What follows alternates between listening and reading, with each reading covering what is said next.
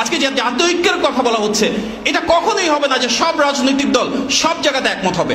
তাহলে তো আরেকটা ফ্যাসিবাদ কায়েম হবে, যেখানে সবাইকে ধরে বেঁধে একরকম মতামতে বাধ্য করা হচ্ছে। আমরা বিশ্বাস করি প্রত্যেকটা রাজনৈতিক দলের ভিন্ন মত থাকবে, ভিন্ন পথ থাকবে, ভিন্ন অবস্থান থাকবে।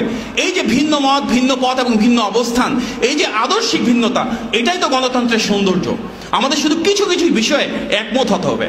আমাদেরকে একমত হতে হবে গণতন্ত্রের জন্য, আমাদেরকে একমত হতে হবে গণমানুষের ভোটাধিকারের জন্য, আমাদেরকে একমত হতে হবে মানবাধিকারের জন্য, আইনের অনুশাসনের জন্য, বাক স্বাধীনতার জন্য, এবং অবশ্যই আমাদেরকে একমত হতে হবে বাংলাদেশের সার্বভৌমত্বের জন্য। যার কারণেই আমরা বিএনপি থেকে বলছি, সবার আগে বাংলাদেশ। এই বাংলাদেশ মুসলিম সংখ্যাগরিষ্ঠ দেশে একদিকে যেমন আমরা নিশ্চিত করতে চাই প্রত্যেকটা ধর্মের মানুষের সমান অধিকার এবং স্বাধীনতা, এবং একই সাথে আমরা নিশ্চিত করতে চাই ইসলামী মূল্যবোধের আলোকে বাংলাদেশ পরিচালিত হবে। সেটি যদি আমাদেরকে অর্জন করতে হয়, আমাদের 31 দফার আলোকে আমরা কাঁধে কাঁধ মিলিয়ে বাংলাদেশকে বিনির্মাণ করব।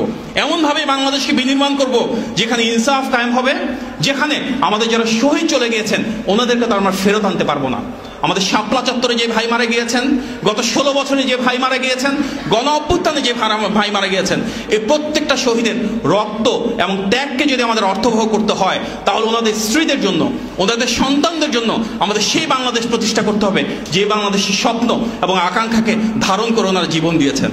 আর সেটি করতে হলে আমাদের ঐক্যবদ্ধ থাকতে হবে, আমাদের বাংলাদেশের স্বার্থকে প্রাধান্য দিতে হবে, আমাদের গণমানুষের অধিকারকে ভোটাধিকার প্রতিষ্ঠার মাধ্যমে রাষ্ট্রীয় পর্যায়ে সর্বোচ্চ মূল্যায়ন করতে হবে। প্রিয় ভাইয়ের আমার, সেই স্বপ্নকে সারথি করে, সেই বাংলাদেশকে আমরা কাঁধে কাঁধ মিলিয়ে বিনির্মাণের ঐক্যকে ধারণ করে, সেই প্রেরণা যুগিয়ে আমরা কাঁধে কাঁধ মিলিয়ে ইনশাল্লাহ বাংলাদেশকে সামনের দিকে এগিয়ে নিয়ে যাবো। সেই অঙ্গীকারের মাধ্যমে আমার বক্তব্য শেষ করছি।